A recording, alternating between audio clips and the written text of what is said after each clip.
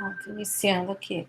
Então, a aula de hoje, a gente começa a gente vai tratar de prescrição e decadência, provavelmente a gente só vai conseguir ver prescrição hoje, né, e decadência para a próxima aula.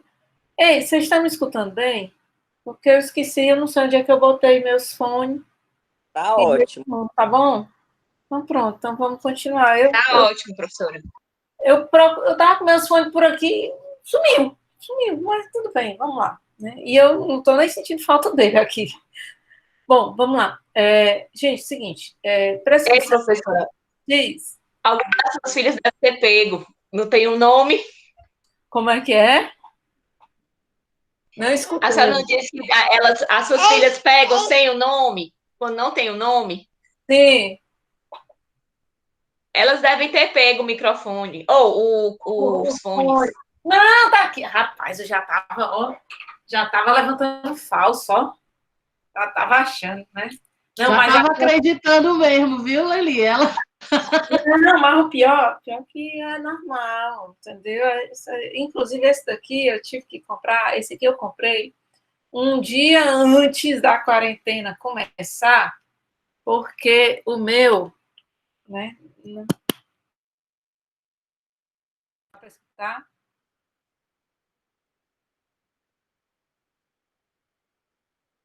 Vou saber se eu estou escutando também. Abre o microfone aí. De verdade, eu estava achando melhor sem microfone, não sei as meninas. É? Assim, estava melhor sem o microfone?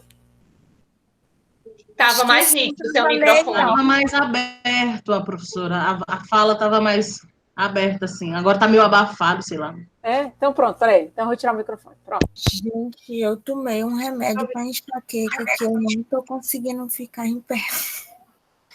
Não está conseguindo ficar em pé? Mulher, tu vai assistir a aula, né? Tá pagando promessa, por acaso? Tá pagando promessa, Alexandre? Assistir a aula em pé? Assim, de sono, a abertura de boca horrível, Deus me livre. Mas eu não tô vendo nada, não, graças a Deus, viu? Tá.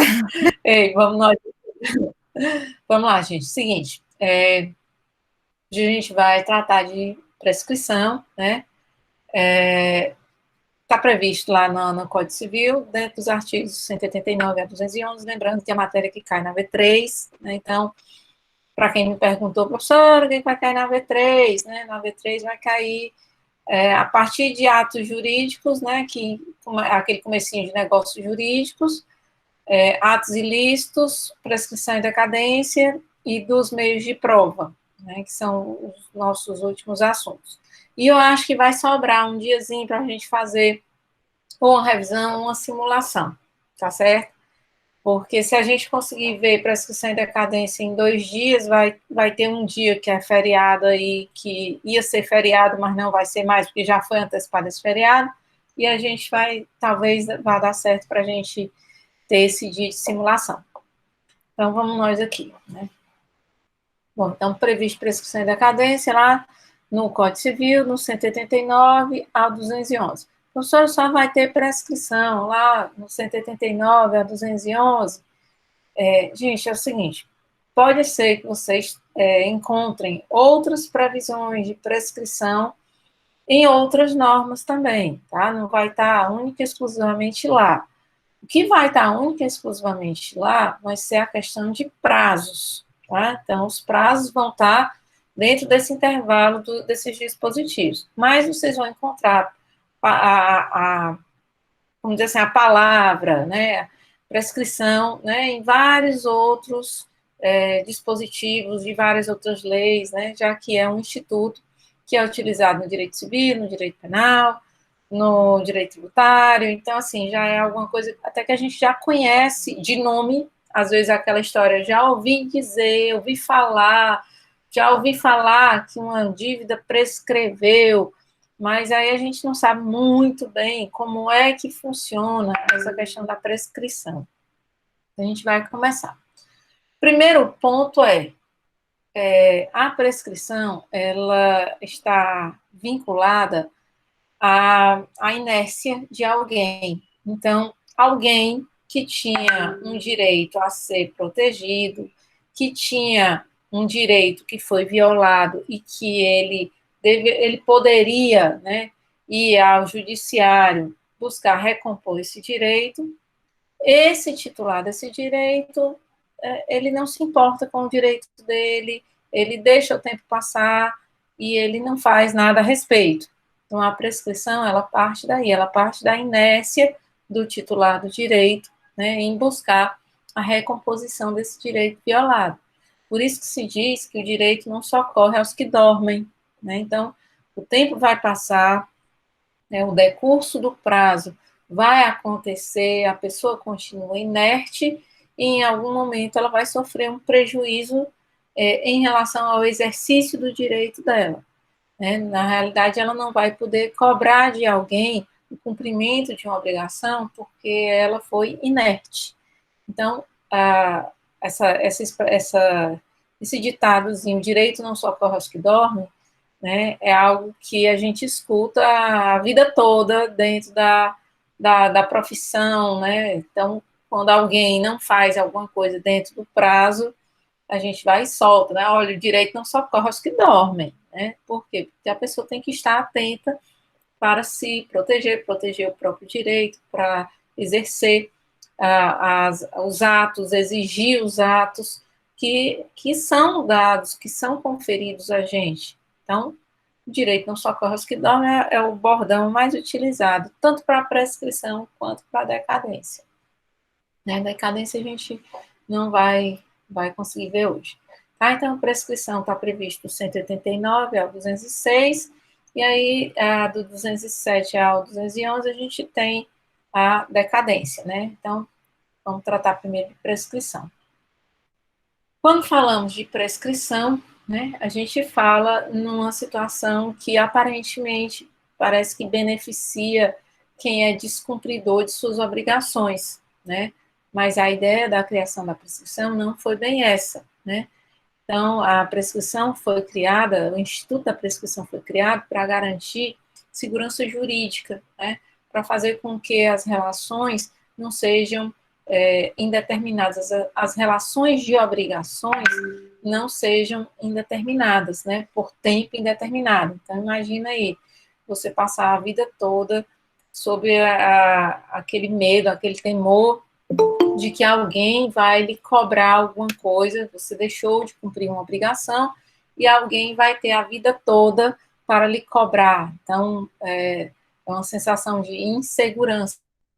Então, por isso que o legislador, né, ele prevê a prescrição no sentido de que ele dá um tempo suficientemente razoável, né, para o titular do direito, para que ele possa exercer utilizar de todas as ferramentas, exercer a possibilidade de cobrança, né, desse direito, do cumprimento dessa obrigação de alguém, mas desde que seja dentro de um prazo, para que não se torne de forma indefinida, né, eterna, né, essa dívida, essa obrigação não se torne eterna. Então, é para se dar um basta, para se chegar a um ponto em que se consolida uma situação, porque aquele que é o titular do direito não se importou, não deu o devido valor ao direito que tinha. Então, a prescrição, ela tem a finalidade de garantir segurança jurídica, ou seja, em algum momento, não vai mais ser, aquele titular do direito não vai mais poder cobrar do outro uma obrigação. Em algum momento, aquele que descumpriu uma obrigação, né, ele pode, vamos dizer assim, relaxar no sentido de que houve prazo, houve tempo suficiente para que ele fosse cobrado, mas o titular do direito não se incomodou em cobrar, né, não se apressou em cobrar. Então, a finalidade da prescrição é fazer com que haja uma estabilidade, uma consolidação de direitos, em que as pessoas não vivam sob aquela, não é o risco, mas assim, não vivam sob aquela incerteza de que daqui a 50 anos tem alguém batendo na minha porta para cobrar uma dívida que foi feita há 50 anos. Então, a quem se dá a obrigação de preservar o próprio direito? Ao titular, né? E aí ele vai ter que exercer esse direito dele, ele cobrar esse direito dele dentro dos prazos estabelecidos pela lei. E a prescrição vamos dizer assim, ela é classificada dentro dos institutos como um instituto de ordem pública. O que significa? Significa que ela tem regras, tem, vamos dizer assim, ela é delineada de uma forma que você não pode alterar esses contornos da prescrição. Então, quando ela estabelece prazos, você não pode alterar esses prazos, você não pode nem alargar esses prazos, nem pode reduzir esses prazos. Então, Instituto de Ordem Pública significa o particular, ele não intervém, ele não mexe nas características, ele não tem o poder de disposição sobre as características desse instituto. Claro, né, em complementação a isso, ele é um instituto de ordem pública porque ele é cogente, ele é obrigatório. Você não tem a possibilidade de dizer, olha, é o seguinte, a prescrição vai se aplicar não vai se aplicar a mim porque eu não a aceito. Então, é algo que é obrigatório, que é necessário, né, que se estabelece com a finalidade de garantir, no final das contas, a tal da paz social, né? Bom, então, vamos aqui. Então, a gente tem aqui conceitos, definições desse Instituto da Prescrição, tanto conceitos do Clóvis Bevilacqua, né, que é um conceito um pouco mais antigo, né, quanto a ideia nova que o Código Civil trouxe sobre prescrição, sobre a definição de prescrição. Então, o Clóvis Bevilacqua diz o seguinte: a prescrição é a perda da ação atribuída a um direito e de toda a sua capacidade defensiva em consequência do não uso delas, durante um determinado espaço de tempo. Isto é, representa a perda do direito de ação e da capacidade defensiva. Quando o Clóvis Bevilacqua teceu esse conceito, dizia-se que a prescrição, ela configurava a perda do direito de ação, né? E é claro, né, o direito de ação e todos os seus desdobramentos, né? Aquilo que, se você pode acionar, você também pode se defender de quem lhe aciona. Então, a prescrição, ela era definida como a perda do direito de ação, sendo que, nos dias atuais, né, com a nossa Constituição de 88, a perda do direito de ação, ela foi substituída por uma outra perda, que é a perda da pretensão. Por quê? Porque o direito de ação, ele é um direito que não se perde. A Constituição garante à pessoa, durante toda a sua existência, o chamado direito de ação. E o que é o direito de ação? É o direito de eu me insurgir contra alguém e usar das ferramentas que a legislação me confere para tutelar um interesse meu. Então, quando a Constituição diz que o direito de ação, que não se expropria o direito de ação, que a pessoa não perde o direito de ação, está lá previsto. Se eu achar, na verdade, né, que alguém está violando algum direito meu, eu tenho o direito de buscar na justiça, a qualquer tempo, né, a tutela correspondente a essa violação desse direito. Então, se alguém me chamou de, sei lá, de feia, de gorda, atentou contra a minha honorabilidade, eu tenho o direito de me insurgir a qualquer tempo. Eu posso me incomodar quando eu quiser. Eu posso me incomodar 50 anos depois? Posso, é um direito meu. Eu posso ir para a justiça, entrar com ação indenizatória, depois de 50 anos que a pessoa me chamou de feia, gorda, isso, aquilo? Posso, né? O direito de ação está resguardado na Constituição. Ocorre que esse direito que prescreve, na verdade, não é mais o direito de ação, porque eu posso me incomodar 50 anos depois. O que eu não vou conseguir, pela teoria nova, pela definição nova de prescrição, é que a pessoa cumpra a obrigação dela, que a justiça obrigue ela a cumprir a obrigação que eu estou pedindo, que eu estou requerendo. Eu posso ir à justiça a qualquer tempo, mas não quer dizer que todos os instrumentos da justiça estejam disponíveis para me amparar depois de um determinado tempo. E aí eu vou ter que contar, vamos dizer assim, com a boa vontade da pessoa cumprir, de querer cumprir aquela obrigação a que ela está vinculada comigo. Então, hoje em dia não se fala mais perda do direito de ação, porque o direito de ação está lá na Constituição e ele não se perde, né? O que se diz hoje é que se extingue a pretensão.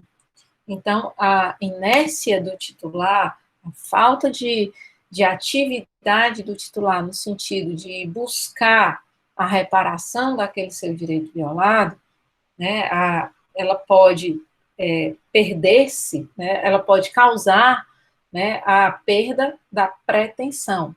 E o que é a pretensão? A pretensão é a capacidade que você tem de obrigar a pessoa, usando as ferramentas jurídicas legais, de obrigar a pessoa a cumprir aquela obrigação. Então, de acordo com o Código Civil de 2002, né, hoje em dia não se fala mais que a prescrição, ela corresponde à perda do direito de ação. Se diz que a prescrição, ela extingue, né, ou então ela causa a perda da pretensão. A pretensão é a possibilidade de exigir, ou então a exigibilidade que se tem em relação a outra pessoa. E isso vai decorrer, claro, da inércia do titular. Então, perde-se a pretensão porque não se fez nada a respeito. Então, é aquela história. A lei carrega a pessoa, o titular do direito, nos braços durante um determinado período de tempo e diz, olha, está aqui, eu estou lhe dando todas as ferramentas para que você possa cobrar essa dívida. Está aqui à disposição, você pode executar, você pode fazer isso, aquilo outro. E isso você vai ter a vida toda, né? A Constituição lhe permite que você possa se insurgir e a vida toda você possa se sentir violado no seu direito e correr atrás desse prejuízo. Qual é o momento que o legislador não está mais lhe levando nos braços? No momento em que você deixa de realizar esses atos de tutela no período certo, você é inerte, não busca a recuperação desse direito, e aí ele diz, agora eu vou te deixar por conta própria, aliás, por conta do outro, né? Por quê? Porque agora é o seguinte, você pode entrar na justiça, mas o outro vai ter o direito de dizer que não precisa mais fazer, que não precisa mais cumprir. Olha como é diferente, né? Porque a gente tem aquela história que, muitas vezes, a pessoa diz assim, olha, eu tenho uma obrigação moral. A obrigação legal, ó, já foi há muito tempo, né? A pessoa não tem mais. Mas, às vezes, a pessoa, ela se sente moralmente obrigada. Aí ela diz, olha, eu sei que eu não preciso mais pagar essa dívida, mas, para mim, isso é uma questão moral. Então, eu pago a dívida. Então, veja, o legislador, ele leva nos braços o titular do direito durante um determinado período de tempo. Depois ele diz, agora você fica por sua conta e por conta da boa vontade da outra parte.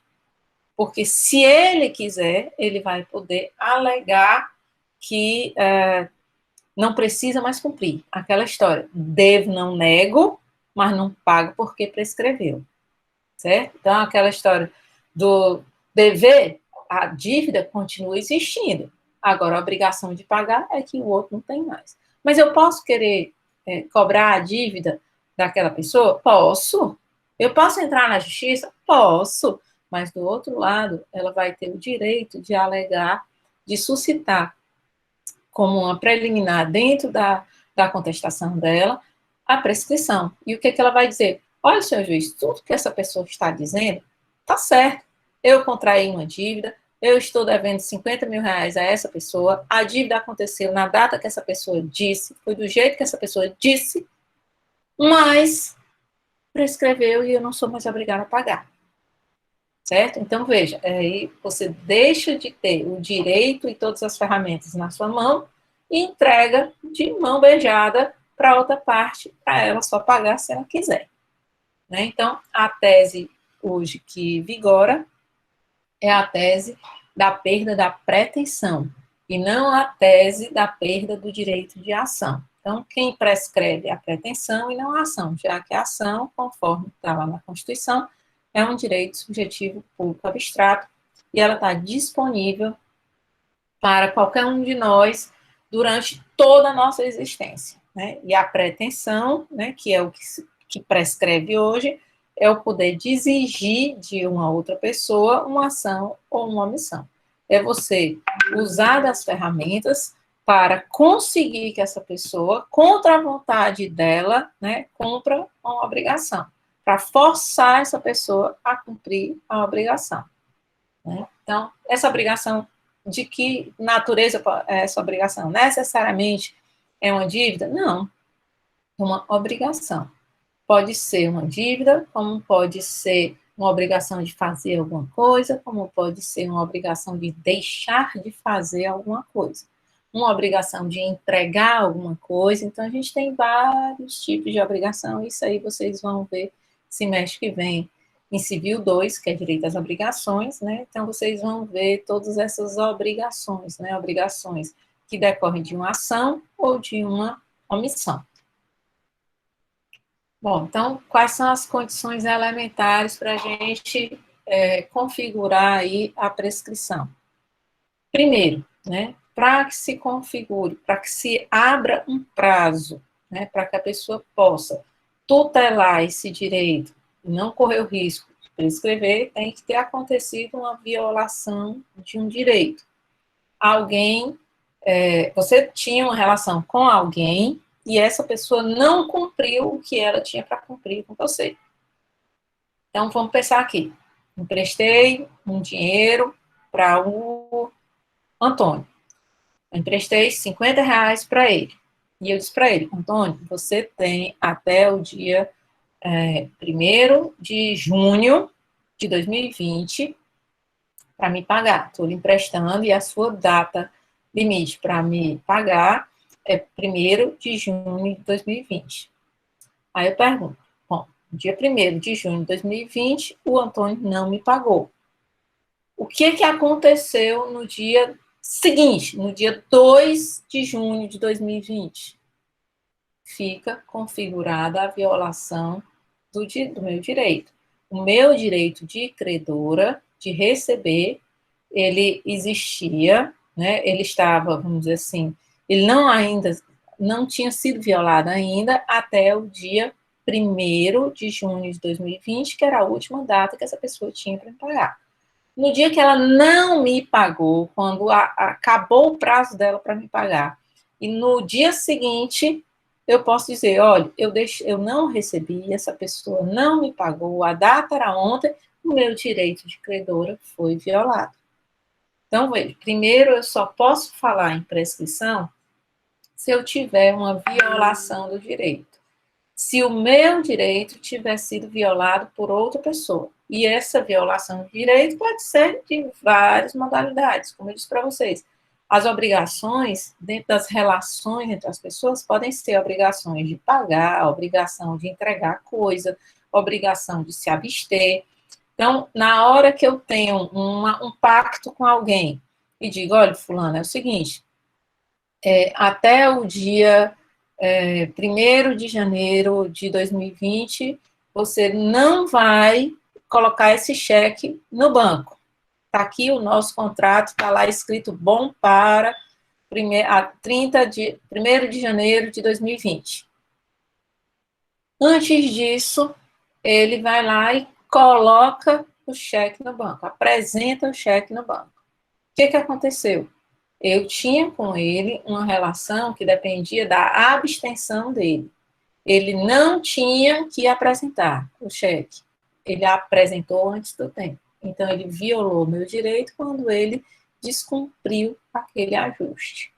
Então, basicamente, eu tenho um ajuste em que as pessoas têm obrigações e que uma delas viola o direito da outra quando descumpre alguma obrigação. Então, o primeiro ponto é, para que eu possa começar a falar de prescrição, para que eu possa começar a dizer prazo prescricional iniciou a correr, eu tenho que ter tido uma violação de direito de uma pessoa por outra pessoa. Aí, o segundo passo, para que eu possa falar de prescrição, para que eu possa suscitar uma prescrição, eu tenho que ter tido uma inércia do titular, ou seja, o direito não socorre aos que dormem. O titular do direito, aquele que é credor daquele direito, pode ser credor de dinheiro, como pode ser credor de uma outra obrigação, de uma outra modalidade de obrigação, não faz nada. O que é que o legislador entende dessa atitude de inércia do titular? Ele entende o seguinte: esse direito não é tão relevante assim, não é tão importante assim. Porque se fosse realmente importante, o titular dele se incomodaria de perder a oportunidade de cobrar. O titular dele faria alguma coisa, correria atrás do prejuízo. Se o titular não corre atrás do prejuízo, não faz nada, né, considera-se esse titular inerte, né? Se ele não faz nada, é porque esse direito não tem tanta importância assim. Aí a gente junta com mais alguma coisa, que o decurso do tempo, ou seja, houve uma violação de um direito, o titular não estava nem aí, nem se incomodou de correr atrás do prejuízo e deixou o tempo passar. E o tempo vai operar em desfavor daquele que foi inerte, mesmo tendo tido um direito violado. Então, decurso do tempo, né, significa o legislador deu prazo suficiente para você correr atrás do seu prejuízo decorrente de uma violação de direito. Mas você não se incomodou, você deixou o tempo passar. E o tempo vai passar. Então, se o tempo passou e a pessoa nada fez, o legislador desiste dessa pessoa e diz: olha, é o seguinte, tudo que eu podia fazer por você, eu já fiz. Agora você está por conta própria. Aí tem uma outra condição que também altera, vamos dizer assim, o fluxo prescricional, né, o tempo de decurso desse, vamos dizer assim, o modo como esse tempo vai passar, como esse prazo vai chegar, então, depende também de alguns atos ou de algumas circunstâncias que possam acontecer ao longo desse tempo e que possam fazer com que esse prazo prescricional pare, né, depois retome, ou então volte ao início, né? Então, para que possa se configurar a prescrição, primeiro, eu tenho um direito violado, um titular inerte, o tempo que passou, e a prescrição aconteceu porque não ocorreu nenhum fato, nem ato impeditivo suspensivo ou interruptivo de curso prescricional. E onde é que estão essas circunstâncias que podem alterar esse decurso do tempo? Estão lá na lei. Então, existem circunstâncias que fazem com que a pessoa, porque se encontra numa determinada situação, ela não precisa se preocupar com o tempo fluindo em desfavor dela, né? Ou então, ela faz alguma coisa, ela age, ela se conduz proativamente, de forma que ela consiga parar esse decurso do tempo.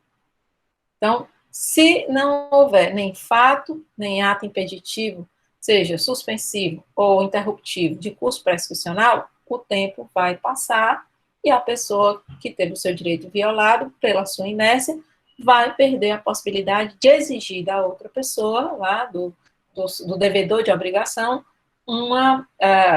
a obrigação, vai perder a exigibilidade dessa obrigação, a possibilidade de, utilizando as ferramentas, os instrumentos legais, forçar essa pessoa a cumprir a obrigação. E vai ficar na dependência da pessoa alegar ou não a prescrição, do juiz perceber ou não a prescrição, de essa pessoa querer ou não cumprir essa obrigação prescrita. Deixa eu ver aqui que alguém me perguntou alguma coisa aqui. Deixa eu olhar aqui. Puxa. Essa lei é só o Código Civil ou pode estar em outras legislações? No Código Civil, existem as regras que tratam da prescrição, existem os prazos que tratam da prescrição, tá? Então, a prescrição vai estar definida onde? Está lá no Código Civil. Os prazos prescricionais vão estar onde? Vão estar no Código Civil. A decadência não, a decadência vai estar espalhada onde que, em todos os locais, em todas as leis, né, ou até dentro dos contratos, mas a prescrição, os prazos dela só estarão previstos lá no Código Civil. Pode haver menção à prescrição em outras leis? Claro que pode. Agora, onde estarão os prazos? Dentro do Código Civil. Tem 2 dispositivos que tratam dos prazos especiais e dos prazos gerais, né? E aí é com base nesses prazos aí que todo o restante que tratar de prescrição vai se voltar. Então, se tem lá uma lei que fala que vai prescrever, né, que tal coisa, vai prescrever, de qualquer modo, vai estar previsto lá no artigo 105, 106 do Código Civil, os prazos prescricionais. Vamos lá. 105, 106, não, 205, 206, tá? Vamos lá. Então, em relação aos prazos... Professora, Oi, diz. mas eu falava...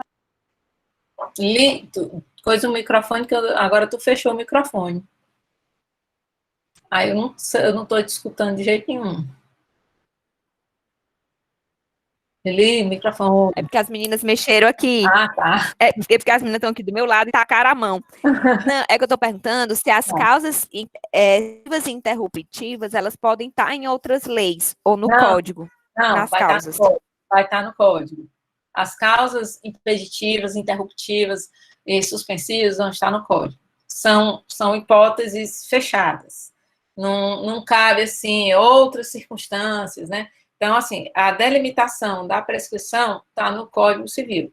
O que pode acontecer é referência à prescrição em outras normas, mas vai cair tudo também aqui no 205, no 206, que são os prazos, e as causas interruptivas e suspensivas e impeditivas vão estar no Código Civil, tá? Vamos lá, então, o que tem no 205 e o que tem no 206?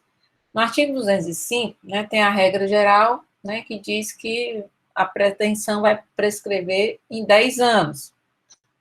Qual é o prazo maior que temos para a prescrição? É esse de 10 anos.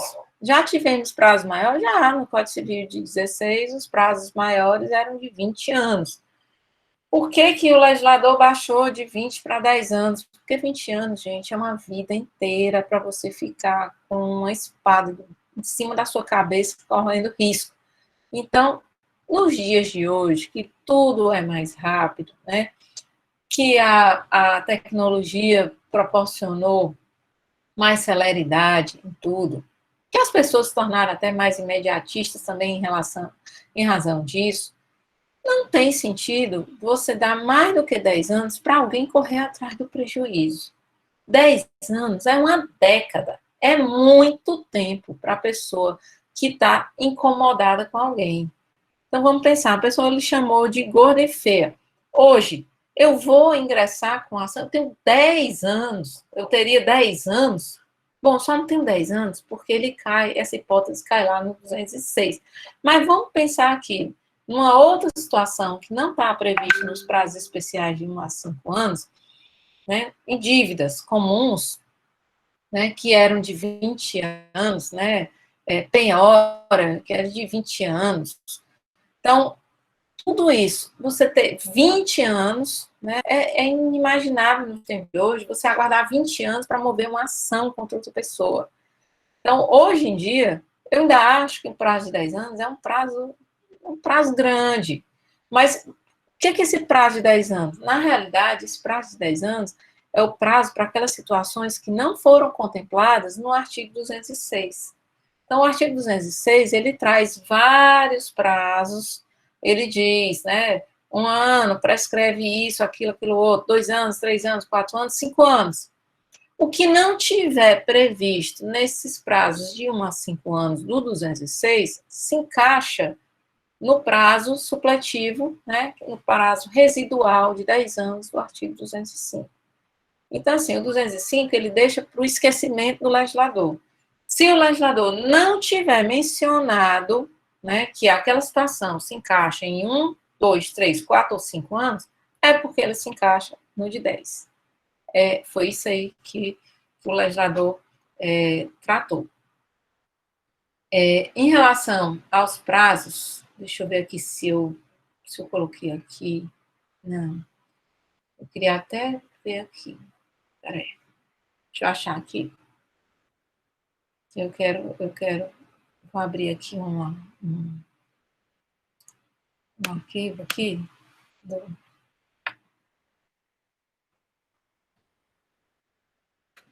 Planalto, que aí eu mostro para vocês. Chegou 205, 206.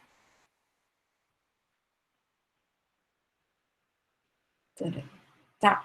Ó, o artigo 205, ele diz assim, a prescrição ocorre em 10 anos quando a lei não lhe haja fixado prazo menor. Então, a gente já entendeu. Se o legislador tiver dito no 206, né, ele vai dizer de 1 a 5 anos quais são as hipóteses. Se a sua situação de violação de direito não se encaixar em nenhuma dessas hipóteses do artigo 206, significa que o seu prazo prescricional, o seu prazo para correr atrás, para você exigir o cumprimento de uma obrigação contra uma pessoa que lhe está devendo uma obrigação, seja de dinheiro ou não, né, o seu prazo será esse prazo de 10 anos. Então, no silêncio do legislador, você cai dentro da regra do prazo de 10 anos. Aí o artigo 206 diz o seguinte, prescreve, parágrafo 1º, em 1 ano, inciso 1º, a pretensão dos hospedeiros ou fornecedores de víveres destinados a consumo no próprio estabelecimento para o pagamento da hospedagem ou dos alimentos. Então, vou pegar só um exemplo de cada uma dessas situações de prescrição de 1 ano, 2 anos, 3 anos, 4 anos, 5 anos, tá? Do 206. Então, no 206, inciso 1º, ele diz, né, que prescreve em 1 ano a pretensão dos hospedeiros ou fornecedores de víveres destinados a consumo no próprio estabelecimento para o pagamento da hospedagem ou dos alimentos. O que é isso aí? É assim, gente, ó, eu vou num restaurante, eu como no restaurante, saio de lá sem pagar, o famoso cheixo, né? Dei lá o cheixo no restaurante, fui-me embora. Quanto tempo o dono do restaurante tem para me cobrar desse consumo que eu fiz no estabelecimento dele? Aí a gente diz, olha, ele tem 1 ano para se mexer. Ele tem 1 ano para não prescrever a pretensão dele de poder me exigir o cumprimento da minha obrigação de pagar. Então, o hotel, me hospedei num hotel, e aí fui-me embora, né, saí de lá de forma sorrateira, fui-me embora e não paguei a hospedagem. Quanto tempo o dono do hotel tem para cobrar a minha hospedagem? Ele tem 1 ano. Mas é 1 ano para quê? É 1 ano para se mexer, é 1 ano para tomar as medidas legais cabíveis, tá? Então, não é 1 ano para mandar uma cartinha para mim. Antes de 1 ano, ele já pode ter mandado a cartinha cobrança. Ele tem 1 ano para entrar com ação de cobrança, É isso, ação judicial. E depois disso, bom, se eu entrar com 2 anos, 3 anos, 5 anos, eu vou poder entrar com essa ação de cobrança, eu vou poder cobrar, eu vou poder dizer que essa pessoa se hospedou e não pagou. Mas o hóspede vai poder se defender dizendo: eu me hospedei, eu não paguei e eu não vou pagar porque a pretensão do hospedeiro, do dono do hotel, prescreveu, porque ele tinha 1 ano e ele não moveu a ação judicial em 1 ano. Aí a gente vai lá para uma outra hipótese, prescreve em 2 anos. Então, prescreve em 2 anos é o parágrafo 2º, que diz: em 2 anos, a pretensão para haver prestações alimentares a partir da data em que se vencerem. Então, aquela situação, o marido pagava pensão à ex-mulher, aí ele para de pagar a pensão alimentícia à ex-mulher. Aí a ex-mulher vai à justiça cobrar essa pensão, essas pensões atrasadas. Quanto tempo ela pode, quanto tempo ela tem para cobrar essas pensões atrasadas? Ela tem 2 anos a partir do momento em que cada uma delas vencer. Ou seja, se ele deixou de pagar faz 2 anos, eu só tenho esses 2 anos para poder cobrar essas prestações devidas nos últimos 2 anos. Mas ele deixou de pagar faz 3 anos. O que eu posso cobrar? Eu posso cobrar os últimos 2 anos. Eu não vou poder cobrar o outro ano, o primeiro ano que ele deixou de pagar. Por quê? Porque essas prestações que já venceram há mais de 2 anos, elas sofreram, né, com a prescrição da pretensão. Então, eu posso cobrar aquilo que está dentro do prazo de 2 anos, eu não posso cobrar aquilo que excede o prazo de 2 anos. Aí a gente vem aqui, 3 anos, né? Em 3 anos, prescreve a pretensão relativa a aluguéis de prédios urbanos ou rústicos. Só tem mais hipóteses, tá, gente? É só uma hipótese por ano, para a gente ter uma ideia. Em 3 anos, se prescreve a prestação relativa a aluguéis, significa: eu sou dona de um apartamento, está alugado para alguém. Essa pessoa parou de pagar o aluguel. Bom, violou meu direito. Eu vou correr atrás do prejuízo. Quanto tempo eu tenho para cobrar os aluguéis vencidos, né? Eu tenho 3 anos para cobrar os aluguéis vencidos. E se a pessoa faz 4 anos que não me paga? Aí, daquela mesma forma da pensão alimentícia, aquele primeiro ano fica de fora. Por quê? Porque eu só vou poder cobrar os últimos 3 anos, porque aquele primeiro ano lá prescreveu, né? Então, a exigibilidade relativa àquele primeiro ano prescreveu, porque excede aos 3 anos.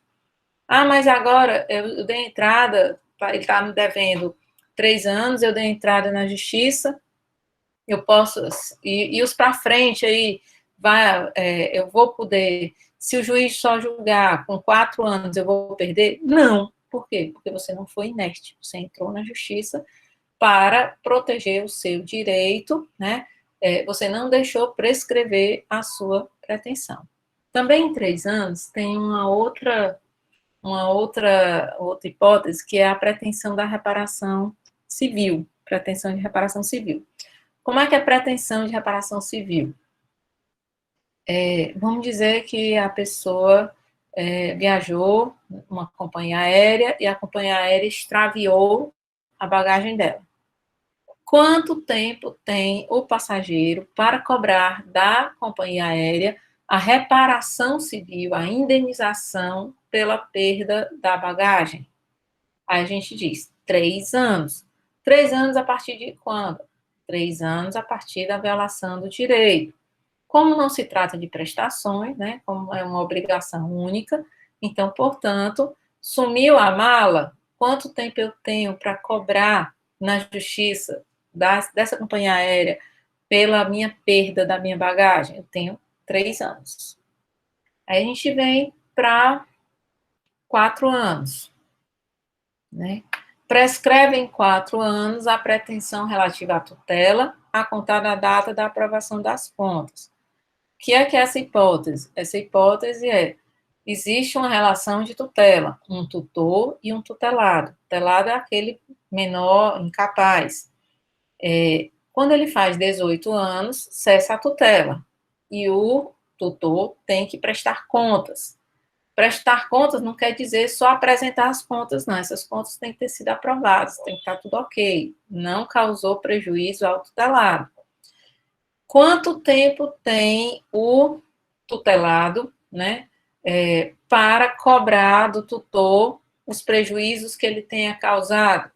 Se o tutelado já tem 18 anos, ele tem 4 anos, a partir de que cessou a tutela, a partir da reprovação das contas ou da falta de aprovação das contas, ele tem 4 anos para requerer a indenização pelos prejuízos, a reparação, a compensação, o que tiver que ser em relação a um suposto prejuízo causado pelo tutor, né?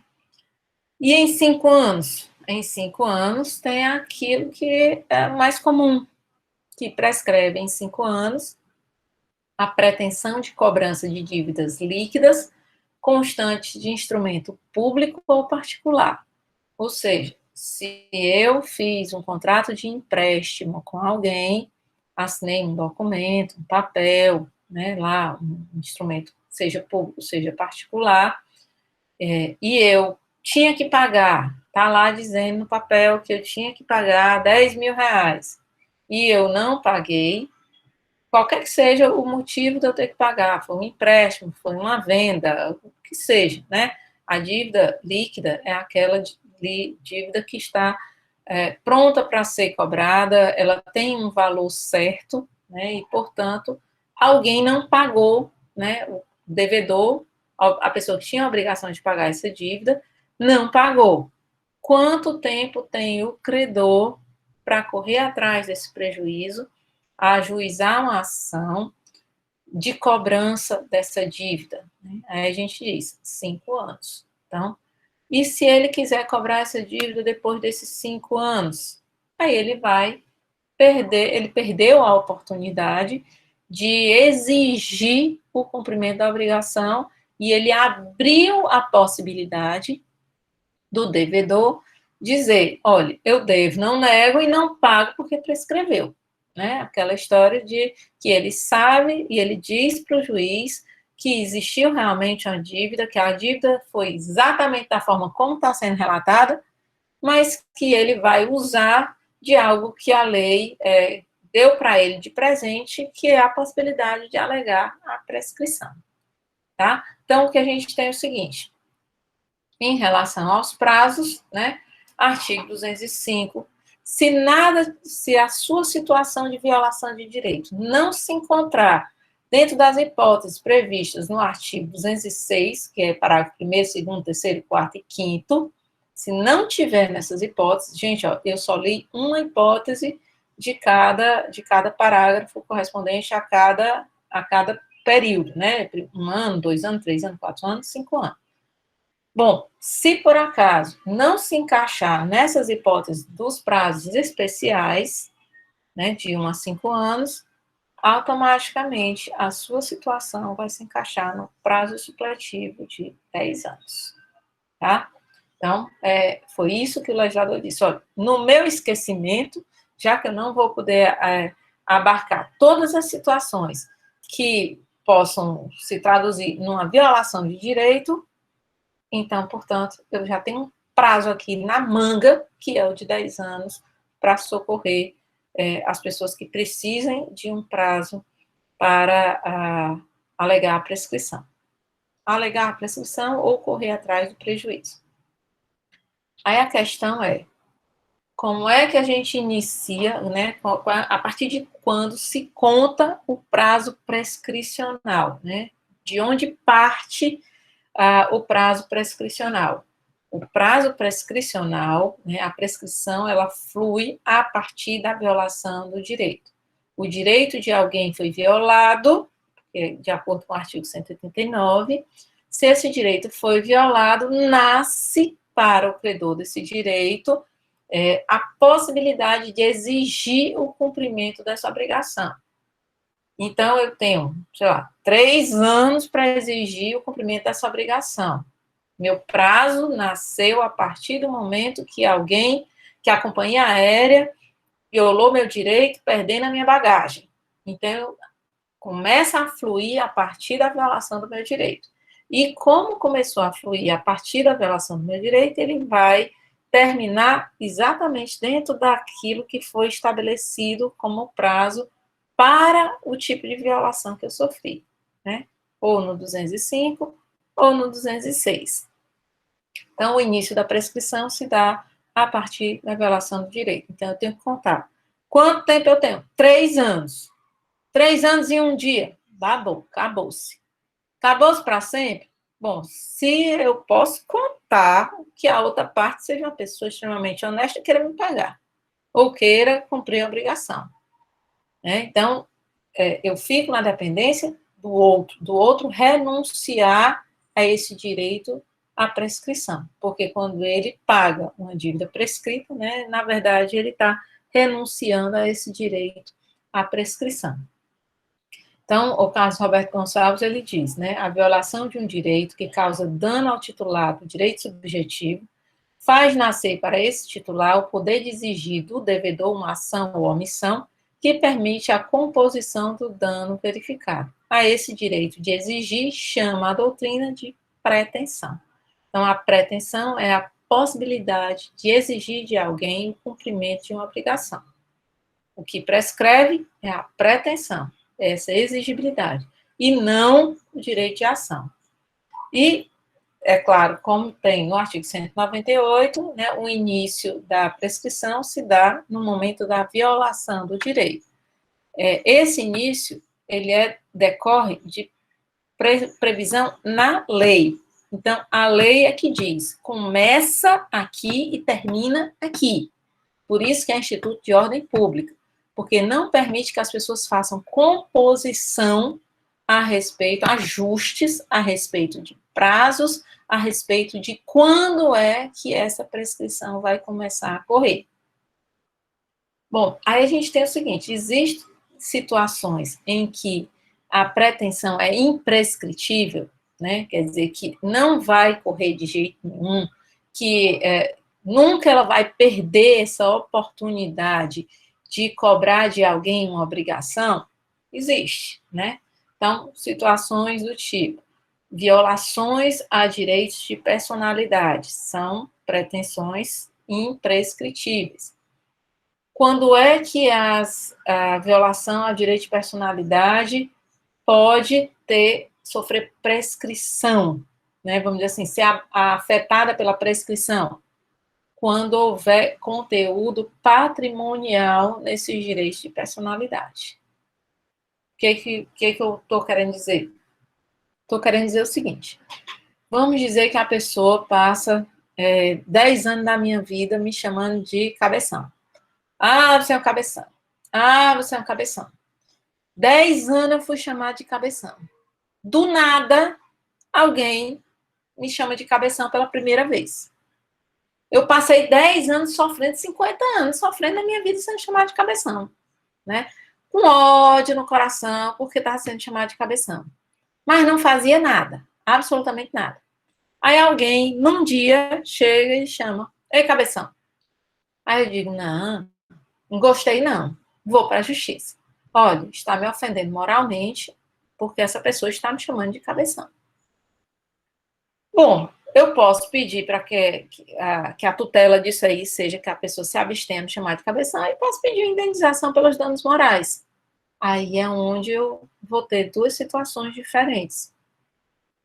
Eu posso pedir que a pessoa não me chame de cabeção daqui a 50 anos, daqui a 200 anos. Ou seja, ela se abster de me chamar de cabeção. Mas o dano moral, porque ela me chamou de cabeção, eu tenho que obedecer lá os prazos do 205 e do 206. Ou seja, aquilo que tiver conteúdo patrimonial, prescreve. Tem prazo.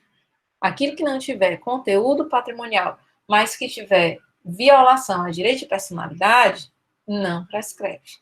Ou seja, eu não posso, né, a minha vida todinha, eu tenho o direito de me incomodar no momento que eu quiser com alguma ofensa a direito de personalidade.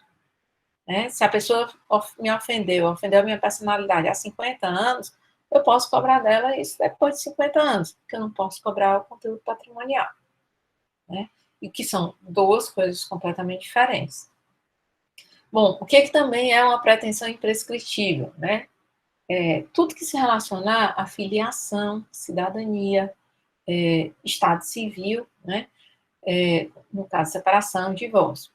Bom, filiação, a qualquer tempo da minha vida, eu posso requerer uma ação de investigação de paternidade. Ah, mas o meu pai já morreu. Pois é, posso requerer investigação de paternidade contra ele. Ah, mas eu tenho 60 anos de idade. Eu posso requerer investigação de paternidade? Eu nunca requeri até agora. Eu posso requerer? Posso. Eu posso querer saber da minha ascendência, né, biológica? Posso. Quanto tempo eu tenho para isso? Todo o tempo do mundo, mais eternidade, mais 7 dias. Ou seja, né, quando se tratar de questão de filiação, esse é um direito que é uma pretensão que não prescreve. Inclusive contra pessoas que já morreram. Cidadania, da mesma forma. Eu posso deixar de ser cidadão hoje, porque eu optei por uma outra cidadania que é incompatível com a cidadania brasileira, né? Então, a gente tem alguns regimes jurídicos em relação à cidadania, e a depender do tipo de cidadania que a gente adota em outro país, a gente não pode cumular com a cidadania brasileira. Então, eu abro mão da minha cidadania brasileira para ser cidadão de outro país. Né? Sei lá, no Oriente Médio, eu casando com uma pessoa lá, um árabe lá, e aí eu abro mão da minha cidadania brasileira para ser árabe lá. No dia que eu quiser voltar a ser brasileira, a qualquer tempo eu posso voltar a ser brasileira. Tá? Dentro do direito internacional, existem as situações das pessoas que se tornam apátridas, mas, assim, o que é que eu tenho como garantia? Eu tenho como garantia de que, no momento em que eu quiser voltar a ser cidadã brasileira, eu vou poder exercitar. Não vai prescrever esse meu direito. Ah, é porque eu não quis até os 20 anos ser brasileira, agora eu quero. Então, eu poderei, tá? Poderei voltar a ser brasileira. Condição conjugal, separação e divórcio. Não é porque a pessoa não se separou durante 20 anos que ela não pode exercer o direito de se separar ou se divorciar. Hoje em dia, não mais separação, mais divórcio. A gente coloca aí a separação porque ainda existem as pessoas que estão no estado civil de separar judicialmente, tá? Mas assim, nos dias de hoje, se eu não me divorciei até fazer 50 anos de casado, eu não posso mais me divorciar porque prescreveu. Não, eu posso me divorciar a qualquer momento. O meu estado civil, a minha condição conjugal pode ser alterada em qualquer momento da minha vida. Também são chamadas de prescrições imprescritíveis, né?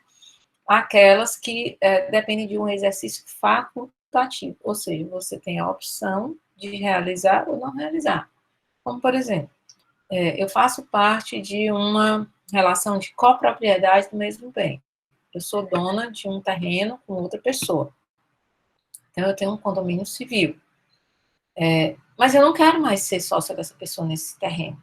Eu não quero mais viver essa situação de condomínio. Mas você passou 20 anos na sua vida sendo sócio dessa pessoa nesse terreno, você não vai mais poder deixar de ser sócio. Vou sim. Por que eu vou? Porque entrar e sair numa sociedade não tem prazo para você ficar amarrado. Entrar e sair de um casamento não tem prazo para você ficar amarrado. Então, você pode querer sair de uma sociedade comercial, você pode querer sair de uma sociedade dentro de um terreno, por exemplo, como um condomínio civil ou de qualquer outro imóvel, né?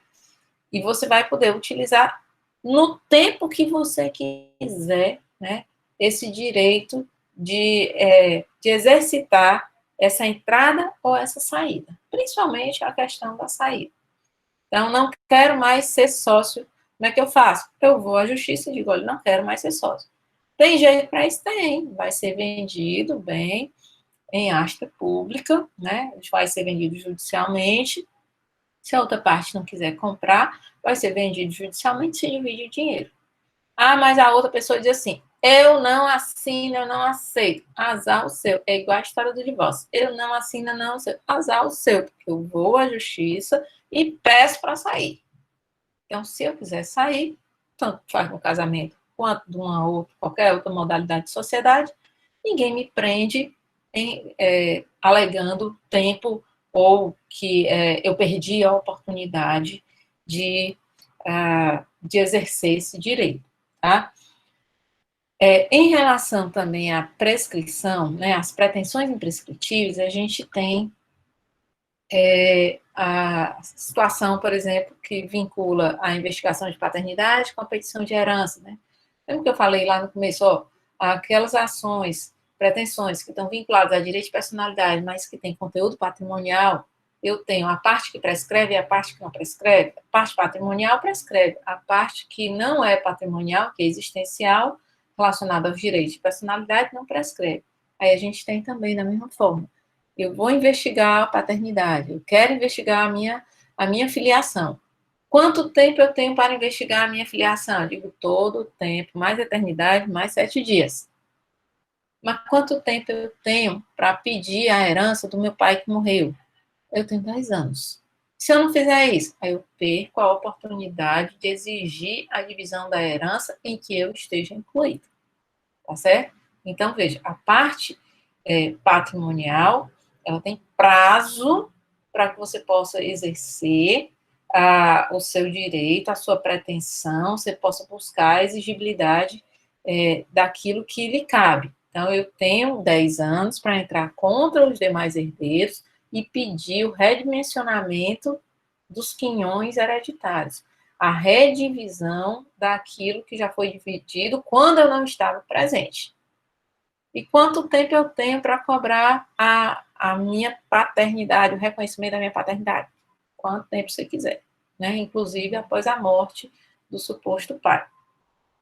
Também temos a imprescritibilidade em razão da incapacidade absoluta, ou seja, quando a pretensão prejudicar, for contra, né, o incapaz absolutamente, quando algo for relacionado a quando a violação do direito for praticada contra um absolutamente incapaz, o absolutamente incapaz, enquanto for absolutamente incapaz, vai ter essa pretensão como imprescritível. Né? Então, portanto, se por acaso ele precisa cobrar de alguém alguma coisa, ele tem todo o tempo do mundo para cobrar, enquanto ele for absolutamente incapaz, tá? O contrário já não acontece. Se uma pessoa tiver uma dívida para ser cobrada de um menor, uma obrigação a ser cobrada de um menor, ela vai ter que prestar atenção no prazo, porque vai correr esse prazo, né? Não vai, esse menor, ele vai se beneficiar da prescrição. Então, a prescrição, ela sempre vai estar a favor dos absolutamente incapazes. Vamos lá aqui. Bom, mas aí, lá no começo, eu falei que existem situações que podem fazer com que o fluxo da prescrição pare, né? O tempo pare, ou volte a correr, né, ou seja restabelecido, mas o fato existem circunstâncias que vão alterar esse fluxo do prazo prescricional.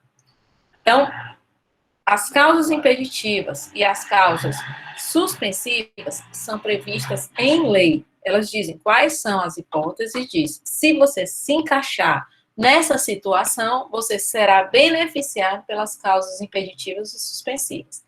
Se você não se encaixar nessa situação, o prazo vai fluir normalmente e vai chegar a um ponto que os 10 anos, os 5 anos, vão extinguir a sua pretensão. Então, quais são as situações que podem impedir ou suspender um prazo prescricional? No artigo 197, a gente fala das relações de confiança, né, que são os cônjuges, ascendentes, tutelados, né? Então, há uma relação de muita proximidade, né? E o que se espera? Se espera que a pessoa não fique preocupada com quanto tempo ela vai ter que acionar na justiça aquela outra pessoa, que é o seu marido, a sua mulher, o seu filho, o seu tutor, né? Quanto tempo essa pessoa ela vai ter que correr atrás do prejuízo, ela vai ter que colocar na balança se ela vai correr atrás do prejuízo ou se ela vai minar essa relação de confiança, de amizade, de proximidade.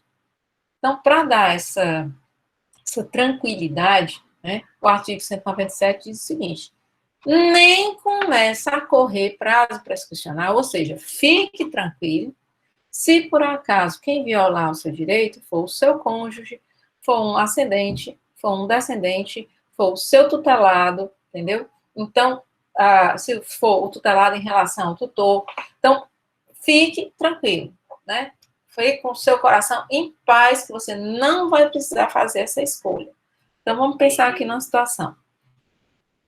Um cônjuge causa um prejuízo a outro cônjuge. Seria uma imprescritibilidade enquanto durar essa relação de confiança e vamos dizer assim, proximidade, né? Que a Lilian está me perguntando se é uma espécie de imprescritibilidade. Na prática, poderá se tornar uma imprescritibilidade se essa relação nunca se acabar, né? Então, vamos lá. Como é que poderia isso funcionar? Uma pessoa casada com outra, né? O marido causou um prejuízo à mulher. Prejuízo financeiro, né? Fez lá, vendeu alguma coisa, ou fez uma aplicação financeira em relação aos bens particulares dela, ou, sei lá, destruiu um carro dela, o que seja, né? Causou um prejuízo. Aí o outro cônjuge fica, meu Deus, se eu quisesse entrar com ação de reparação de danos contra o meu marido, eu tenho 3 anos, e agora o que eu faço? E se eu entrar dentro desses 3 anos, aí acaba o meu casamento, mas não queria acabar, eu até queria acabar, mas não queria acabar agora, né? Aí o que a pessoa... O que acontece com essa pessoa? Essa pessoa fica numa situação de ter que escolher entre uma relação e a outra, né? Aí o que o legislador diz? Olha, meu amigo, o reloginho não disparou para você. Fique aí de boa. Quando o seu casamento acabar, quando você deixar de ser menor de idade, quando você sair da tutela de alguém, o reloginho da prescrição começa a funcionar. Então, veja. Eu tenho uma ação que eu tenho 3 anos para ingressar com uma ação de reparação de danos. Se for contra o meu cônjuge, enquanto eu permanecer casada, esses 3 anos ficam lá guardados, esperando. Nem começa a correr o prazo. É uma causa impeditiva. Impede o início, né?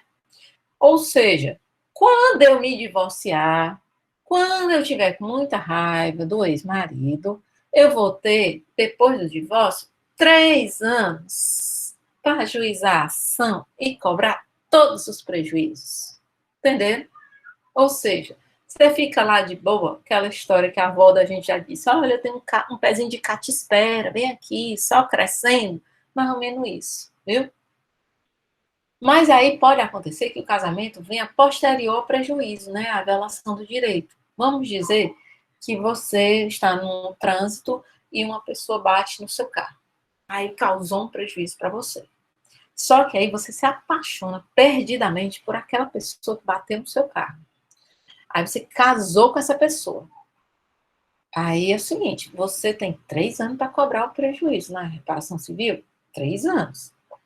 Só que aí você namorou, casou com 2 anos, né? E aí casou com essa pessoa. Com 2 anos, esse prazo para. Estátua, parou ali o tempo. Ok. Aí você tá lá vivendo o seu casamento maravilhoso, tal, 10 anos, tal, e aí descobre que esta pessoa depois colocou um par de chifres, está com ódio no coração. O que você faz? Né? Depois do divórcio, né? Tinha 2 anos que tinha passado do prejuízo lá do carro, né? Da batida do carro. Parou porque você casou com ele. Aí passaram 10 anos. E esses 10 anos é como se não tivesse passado nada. Aí você se separou, você se divorciou. Aí o que você faz? Vou cobrar agora o prejuízo da batida no meu carro. Posso? Posso. Por quê? Porque se eu tinha 3 anos, 2 anos, correram 2 anos, e eu tinha 1 ano de sobra, agora eu tenho esse ano de sobra para correr atrás do meu prejuízo. E aí eu não tenho mais a relação conjugal, e o reloginho começou a fluir, eu tenho 1 ano para cobrar o meu prejuízo. Certo? Então, essas relações, enquanto houver uma relação de representação, de assistência, de casamento, né, você não precisa escolher, você pode esperar essa relação não existir mais para poder você cobrar a pretensão daquela pessoa que lhe violou o direito, seja o seu cônjuge, seu pai, seu tutor, né, essa pessoa daí do artigo 197. E aí o 198, ele diz o seguinte, né, que também existem pessoas que vão ter tratamento especial, né? Então, os incapazes previstos no artigo 3º, que são os incapazes absolutamente, né, eles têm até os 16 anos, né, se for por idade, até os 16 anos, eles estão lá resguardados. Após os 16 anos, quando eles entram na fase do relativamente incapaz, aí o prazo começa a correr. E aí ele tem que deixar de ser um inerte, porque aquilo que estava protegendo dele perder a pretensão dele, né, porque ele era absolutamente incapaz, desapareceu quando ele se tornou um relativamente incapaz. Então, os incapazes absolutamente, né, até os 16 anos, né, os ausentes do país em serviço público, porque se diz que essa pessoa que está ausente do país em serviço público, ela tem que se concentrar no serviço público que ela está fazendo, que é de muita relevância, e ela não precisa ficar preocupada com a perda de pretensão relativa a interesses particulares, então ela vai ter esse prazo depois reconstituído para ela, quando ela não tiver mais ausente do país para fins de serviço público. Os que servindo nas Forças Armadas em tempo de guerra, né, também da mesma forma. Então, se essa pessoa está fora do país e não pode defender os seus interesses particulares, porque está servindo ao país, seja um serviço público, seja um serviço público militar, seja serviço público civil ou militar, ele vai ter esse benefício, né, de que no momento em que inicia o serviço público e ele vai para fora do país, ele não precisa se preocupar com o prazo prescricional estar fluindo e ele perder alguma coisa que seja de interesse particular dele, tá? Então, essas são as hipóteses das causas impeditivas e suspensivas. Ocorre que o legislador, ele também previu causas interruptivas. A diferença das causas interruptivas para as outras. Nas causas interruptivas, você tem de volta o tempo inteiro, inclusive o que já correu. Nas causas suspensivas e impeditivas, você tem o saldo do que restou. Né? Então, nas interruptivas, a gente começa a pensar o seguinte: o que precisa a pessoa fazer, já que ela não cai de paraquedas numa hipótese? Ela precisa se mexer. Então, tem lá dizendo, ela entrou com ação judicial, mesmo que tenha sido no juízo equivocado, né? Entrou na vara de falência e era na vara civil. Entrou na vara civil e era na vara de família. Então, mesmo que tenha sido no local errado, ela vai ter esse benefício de interromper. Ela faz o protesto, ela age, ela é proativa, ela precisa se mexer. Depende dela a causa interruptiva. Então, depende de uma ação do credor, de uma ação que visa proteger esse direito que foi, a pretensão que ele quer em relação a esse direito que foi violado. E o que ele ganha em troca? Ele ganha que o tempo é como se não tivesse passado, volta a correr por inteiro. Qual é a diferença da causa suspensiva para a interruptiva? A interruptiva, esse milagre só acontece uma vez. A causa suspensiva, se você casar 10 vezes com a mesma pessoa, 10 vezes vai parar o tempo, tá certo? Então, suspensiva e impeditiva, podem acontecer várias vezes, né, dentro do mesmo prazo prescricional. Interruptiva só vai acontecer, esse benefício só vai acontecer uma única vez, tá? Bom, para a gente já ir finalizando, né, o artigo 191, ele fala na possibilidade da renúncia à prescrição. O que é isso? A pessoa renuncia à prescrição quando ela cumpre voluntariamente uma obrigação que ela não precisava mais cumprir porque a pretensão já estava prescrita. Quando eu pago uma dívida que está prescrita, significa que eu renunciei à prescrição. É aquela história, né? Paguei essa dívida prescrita. Posso voltar lá para o credor e dizer, ei, me devolve aí que eu paguei errado, eu estava prescrita. Não. Por quê? Porque o seu ato de pagar voluntariamente, o seu ato de cumprir a obrigação voluntariamente, significa que você renunciou ao direito de invocar essa prescrição. Então, a renúncia, segundo o artigo 191, é o ato pelo qual a pessoa desiste de invocar a prescrição depois de consumada a prescrição. Ou seja, eu tinha 3 anos para cobrar da empresa aérea a indenização pela minha mala sumida. Com 4 anos, a empresa aérea me pagou. Ela renunciou à prescrição. Aí, ela me pagou, depois ela veio e disse, peraí, eu não tinha obrigação de pagar, não, me devolve aí. Eu digo, não tenho obrigação nenhuma de devolver se você renunciou à prescrição, tá? Então, a renúncia à prescrição é quando você cumpre voluntariamente a obrigação que você não precisava mais cumprir, né? Bom, tem aqui uns questionamentozinhos, né, das situações hipotéticas, né, quais são os prazos que teria, né. No dia 4/4/2010, Evandro, casado com Julieta pelo regime de separação de bens, colidiu com o veículo de sua esposa no trânsito. Ela despendeu, segundo o orçamento da oficina, R$ 4.000 para o conserto do seu bem. Em 15/7/2018, olha aí, 8 anos depois, o casal se divorciou e Julieta pretende intentar ação judicial em face de Evandro, no sentido de buscar o ressarcimento pelos danos causados pelo então marido. Aí a gente pergunta, qual o prazo que Julieta dispõe para buscar a reparação do dano causado por Evandro? Aí a gente vai olhar, né? Quanto tempo, quando foi que aconteceu o fato, né? Aí ele era casado? Era. Iniciou o prazo? Não iniciou porque já era casado. Em 2018, ele se divorciou. Quanto tempo ela tem para cobrar? Bom, se a gente está em 2020, já se passaram 2 anos. Quanto tempo o Código Civil prevê? Bom, o Código Civil prevê 3 anos. Então, aí a gente teria que basear a resposta nisso aí, né? Em observar essas datas, né? A atualidade, para saber se ela ainda pode ou não pode cobrar, né? A partir de quando o direito de Julieta foi violado por Evandro? Quando é o momento que o Evandro violou o direito dela? Quando bateu no carro dela e causou um prejuízo a ela, né?